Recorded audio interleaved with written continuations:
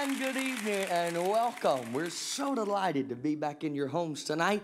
And I'm Josh, and this is my lovely, beautiful bride, Ashley. And we're just delighted to be here. We're going to have a super duper program this evening. We've got two gospel music Hall of Famers and legends with us this evening, and we're going to share with them in just a few minutes. Are you excited about that or what?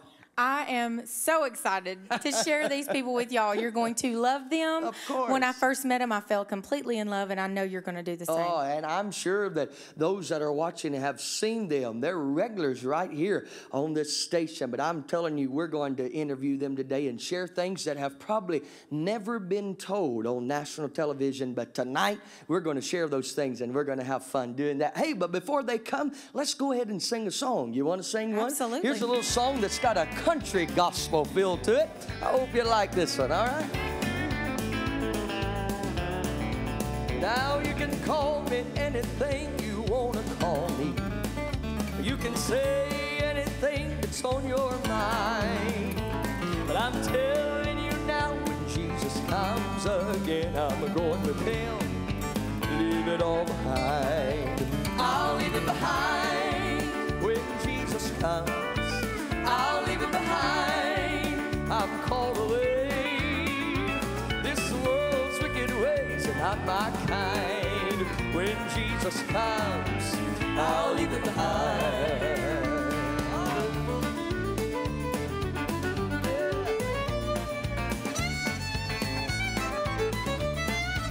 Now you can say you feel sorry for all us Christians. You might think that we've all lost our mind, but when this crazy world is suffering tribulation, I won't feel your pain, gonna leave it all behind. I'll leave it behind when Jesus comes. I'll leave it behind. I'm called away. This world's wicked ways are not my kind. When Jesus comes, I'll leave it behind.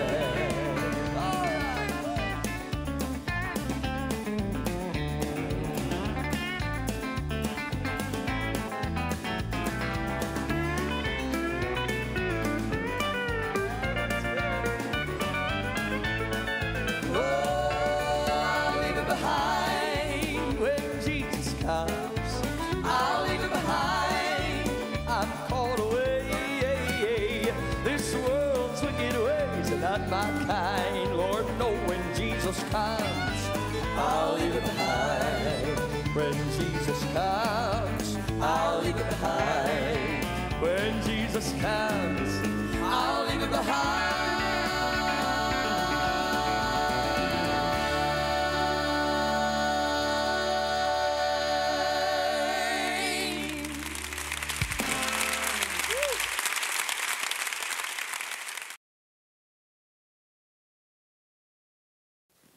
And we're back, and actually, I'm telling you, I am so excited to introduce these two lovely, beautiful people.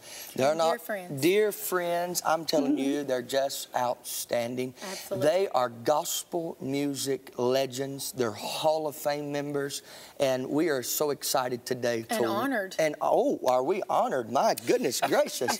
Are we honored? Yes, we're honored. The first people that I want to invite on our show are these two people right here. And I'm so glad they worked it in their retirement schedule to be with us today. My friends, Dr. Jerry Goff and little Jan Buckner Goff. I always say, Miss America. Oh, you're so sweet. We are so happy to have you. Well, it's a delight to be here. It really is. You know, it took me a while to learn what the word legend means. Yes. That means old. I was not going to say that. I was not going to say it. We're so happy to have you. Tell us what's been going on in the life of Jerry and Jan Goff. He's trying to retire. But you know, when you're doing what you love to do, yes, and the doors are open, I just think, you know, just keep on singing as long as you stay on pitch. You know. Are you doing good? Well, so far, nobody's turned me off yet. You know, I said this a few minutes ago, and I'm going to say it again, and I really do mean it. this lady sitting next to you, she sounds just as clear and beautiful today, Josh, singing as she did 30 years ago. Thank you. Thank you. Is it not amazing? Absolutely. What's the secret? She's my American Express. I don't leave home without her. You know? Yeah. And we're just we are having a great time. No kidding. That's wonderful. It's amazing how God ordained your life. You know, the steps of the righteous. The book says. By the Lord, yes. And I believe, and I'm going to accept that, that the Lord has for this season of our life. I love that. We are having a wonderful time. We are having a good time. And I doing do believe that. exactly what we love to do, sing and share the word. That's wonderful. And in just enjoying life. Yes. Yeah, that's great. That's great. I believe that's another show. I believe it is. I don't. I think I was on that show. Oh, you were. I believe I've heard of it a time or two. I think you were our first guest on Enjoying Life, isn't it? Well, you know what? You're our first guest. Oh, we're so honored. Isn't we really, wonderful? really are. Isn't that wonderful? I didn't know we were your first yes, guest. Yes, sir. You're our first guest. Yay! Now listen, I gotta do this very quickly because I love the history of Southern gospel music. So you sure do. Sitting here today, I'm just a little bit overwhelmed. I'm so honored. I don't know if I have all the exact words to say today. You're so kind. But I mean it. I mean it. Now listen, I want you very quickly. What year did you get started in gospel music? Well, let's see. The first time I had a group, is that what you mean? Yes. Okay, the first time that I had a group now, to first sing, of all, you started well, my out of dad college. was a pastor. Yes. So, you know, you're sort of raised in it. Correct. But I was raised in the Northwest. We didn't have Southern gospel music. That's correct. So it was a brand new thing to me, you know. Right. So, because we had, sound like First Baptist all the time, you know. Everybody saying, you know, what a friend we have. You know that. Yes. Well, I didn't know you're supposed to do it in full part harmony. You know. Be careful talking about First Baptist. She is one. Oh, I understand. Used to be, but anyway. That's Southern style. You know, that's Southern, yeah.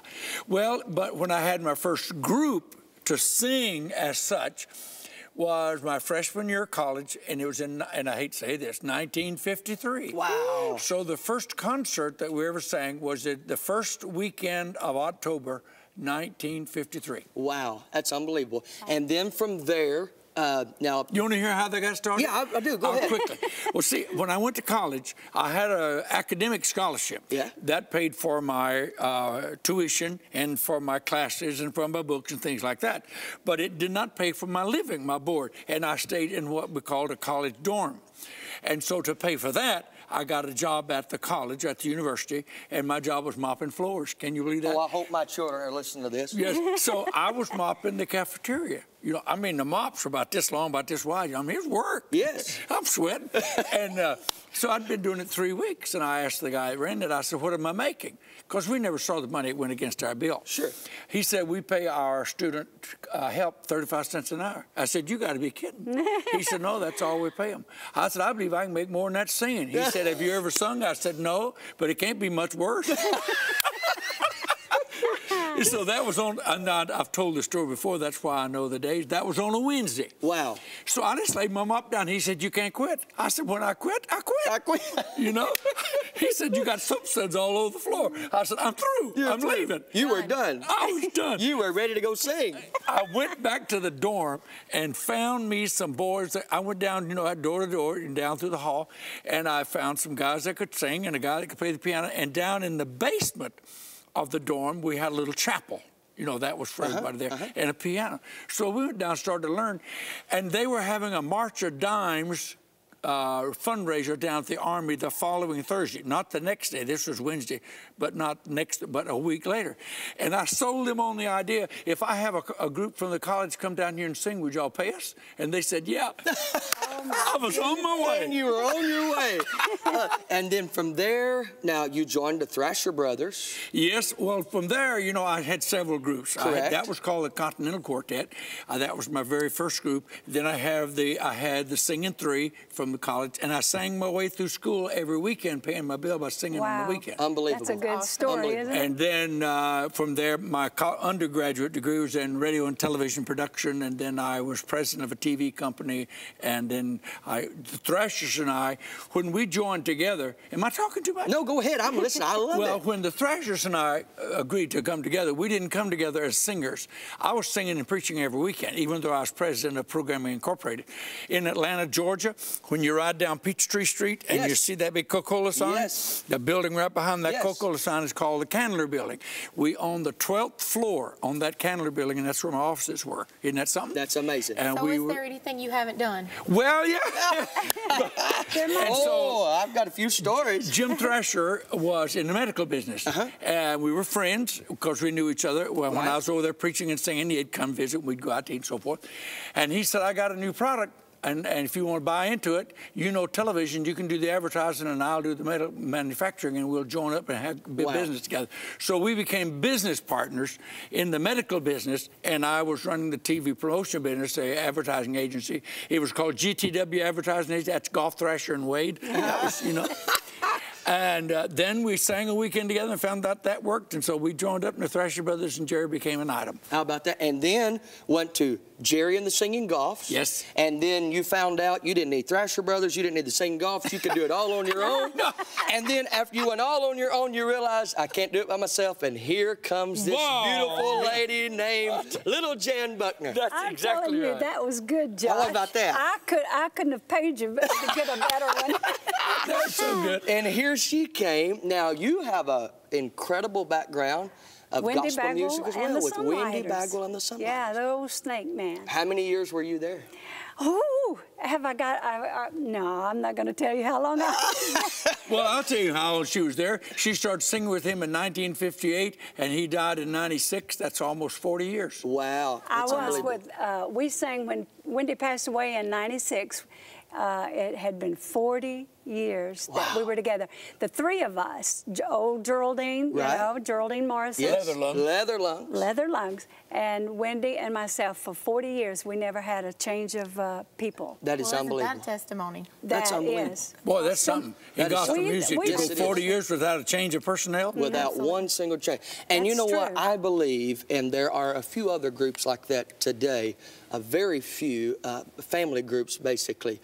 But that stability, I think that means That's true. something to people. It is. And when they look back and they think of Wendy Bagwell and Sunlight, they can name all three of you by your very first name. And know That's what true. we're... because That they is remember true. you. They sure remember you. do. And I And think they that's knew incredible. every time they went to a concert that was advertised as Wendy Bagwell and Sunlighters, they knew exactly who they were going That's to right. see and songs they wanted to hear. That's exactly, and wonderful songs, and not only great songs down through the years, but nobody could tell a story like Wendy. Nobody could tell us Isn't it about amazing? Wendy Bagwell. You know, we were talking earlier of how he brought that into his, and really he was the leading of bringing that type into gospel music today. Yes, he was. He was the groundbreaker. Yeah. Before Wendy, we had subtle humor. Sure. You know, since the male singers were considered singing the female part. I remember Hovey Lister used to call Cat Freeman Sister Freeman. Right. And the crowd would chuckle. Sure. You know, because she's singing the ladies' part, and that was used in several venues and others. But that was just a little humor, you know. Yeah. Wow. It wasn't part of the program per se. Right. But Wendy found out that his humor, and I think he sort of fell into it, didn't he? I think we fell into it. We went to a church that handled rattlesnakes. It's And really a true story. It's a true story. Yeah. Up in Yes. the hills of Kentucky. Yes. We went up there, and they had this little light hanging down. You know, hardly, I mean, in the middle. You've been there at Yes. these places. That's a long time ago. Not that one, though. No, but another one. And there were boxes, but we didn't know. We didn't have a clue. And we started singing. And then, you know, the Spirit got to moving, and they started pulling out rattlesnakes. Oh, my. And Geraldine did exactly what Ashley's doing. She kind of froze up, and Wendy elbowed her, you know, to say, you know, sing. We got to sing. We got to and sing. And that, yeah. And he told that story. So you left. Can I interrupt there? Yes, please. You know, when he first told the story, they were a part of Canaan Records, Word Work. Right, you know, they were a part of right. that. Canaan said, no, we won't record it. Because That was RCA Victor. Oh, that was RCA. We Excuse were me. on Sorry. RCA. Sorry, we were on RCA Victor, and we kept telling it. This is a funny story, and people are loving it. So you were actually telling it in person wherever you were traveling and singing? Well, yeah. I mean, the first time we fell across it, you know, you know yourself, if it's good, you're going to bring it again tomorrow night. Absolutely. And that's exactly the way Wendy was. So we kept telling it, and RCA Victor would not take it. Wow. And he said, no, we like you singing. Just sing for us. So we kept singing and recorded it on a little 45 record over here in Marietta, Georgia. Now, did you only record the story? Just the story. Just the story. Yeah, we got the studio wasn't even this big. But the people loved it. You know, it was friends and neighbors. If my memory's correct on this, I'm not sure, over 2 million of those records were sold. Wow. Isn't that? 2 million records were sold. And Canaan Records said, Wendy, if you'll come be with us, we'll record that rattlesnake I knew there was connection. That's how that So got then in you there. went to Canaan. Went to Canaan. Wow. And that's unbelievable. Unbelievable. Now, all these years later, when you mention Wendy Bagwell and the Sunlighters, you always remember several songs, but you always remember the rattlesnake story. Isn't that amazing? Yeah.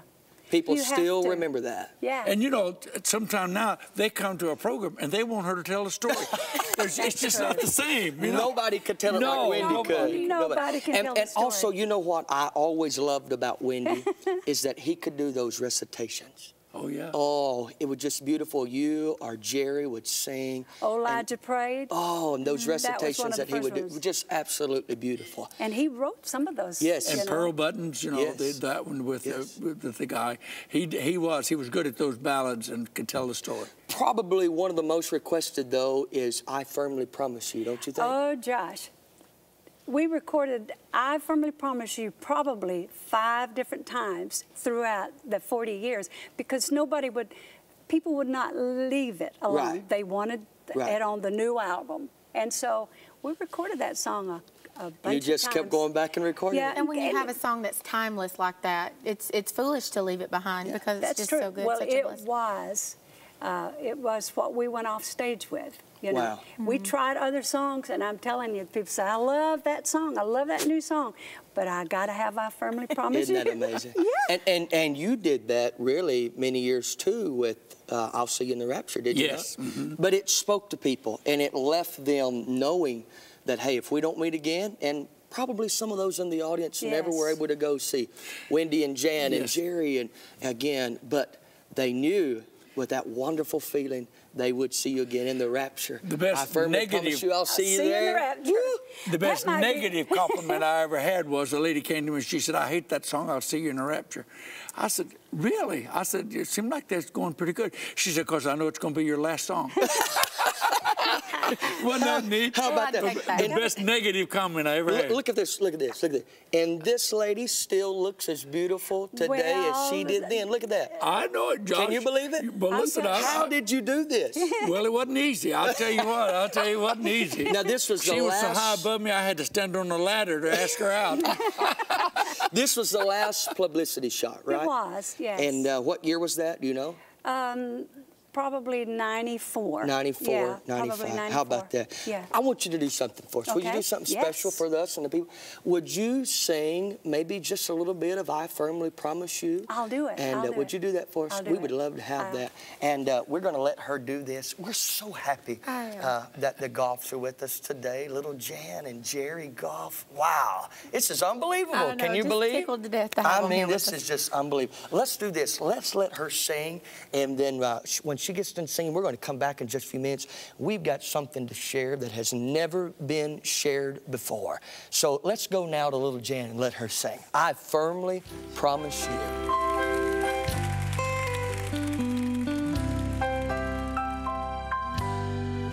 Someday I'll ask goodbye. On earth will all be over. The journey of life will be through. But before we say goodbye and the chain of life is broken, will you make me this promise to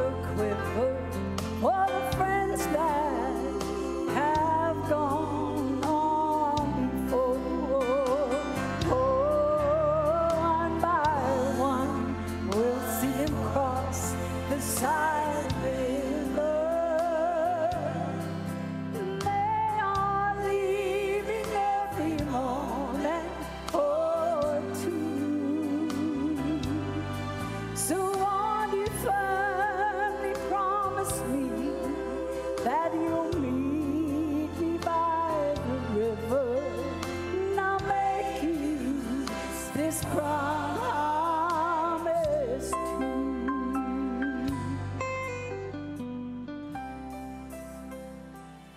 Now we know that death is sure, and life is so uncertain. And we know not when the moment will end.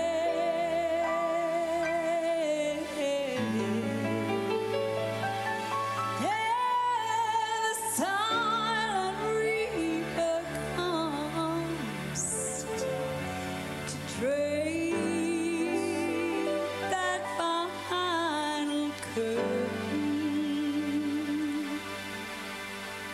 Let me make you this promise too.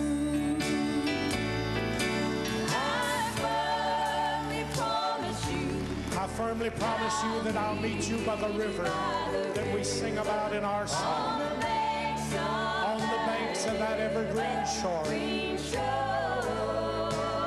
Oh, my friends, where our hearts will never break, where our lips will never quiver, for all the friends that have gone before. One by one we see them cross that silent river, and they're still leaving every moment or two. Won't you firmly promise me that you'll meet me by that river? Praise God, I'll make you this promise too.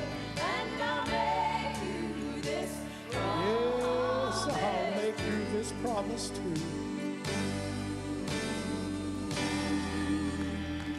God bless your heart. Thank you. We love you. We love you.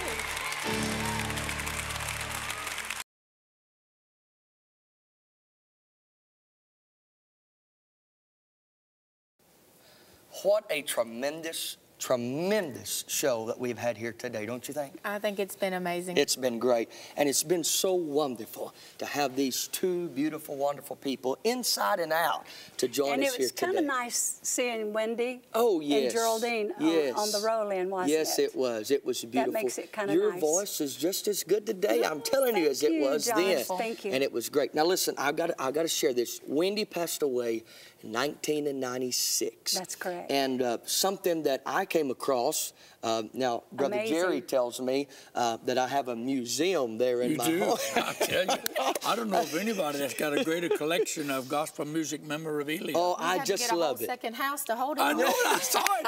That's fantastic, Ashley. You got to go see it. Yes, yes. So I found this. It's a poster of Saturday, June the 8th in Greenville, Illinois. Now look at this. And on the program, the Lesters, the McKenzies, it was their homecoming. Yes. But here's what's so neat about this. Wendy Bagwell and the Sunlighters. That's Josh. right. And Dr. Jerry Goff. Isn't that We amazing? did. Isn't that We something? did. And I didn't know you had a poster. That's Yeah. fantastic. And now here's what I love about this.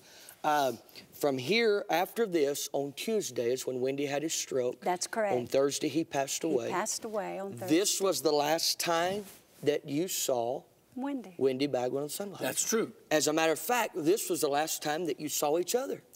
Yes. And you didn't see each other for 8 years. That's true. Is that amazing? That's right. Now, I remember, I got to tell this, I remember we were in Nashville for a party, a #1 party, and we was at the home of Becky Simmons, the agency there that that booked you to. And now listen to this, little Jen. Okay. Dr. Goff came in. He said, I got to show you something. Are and he you pulls out of his pocket. It was still very quiet. They were not telling yet that these two were a couple, but he said, let me show you something. He hands out in his hand, and there's a picture of you and him together. I did not know that. That's the first I've heard He of was that. lit up like a Christmas tree. It was wonderful. I did It was a not know beautiful that. moment. He Great. was showing everybody there. It That's was great. wonderful. And so y'all came together. But you left Wendy that night, and Wendy said what to you? Well, after the program was over, this was in the fairgrounds. Yes. You know, it was a homecoming for the Mackenzies. And after the whole program was over and people are leaving, you know how that is. You've done it 100 times. We were putting all of our equipment away. And, of course, the next day was Sunday. I had engagements on Sunday to go seek. And I didn't realize it at that time, but they didn't do a lot of Sundays. They came home and went to church. And Wendy was a Sunday school teacher for the church. So I thought, you know, where is you going next? So I said to Wendy, where are you going? And Wendy said in passing, I'm going home. I'm going home. And I remembered that. Wow. I didn't realize how meaningful that was. You wrote a song. Yes, I did. Just by what Wendy said. Would you sing it for us? I did. Can I sing a little bit of it? We're out of time. Would you sing it? All right. sing But it. sound man, hit that soundtrack. Take this. Here's the song. This is a part of it. You can say how Wendy got into it. Don't weep for me when I am gone.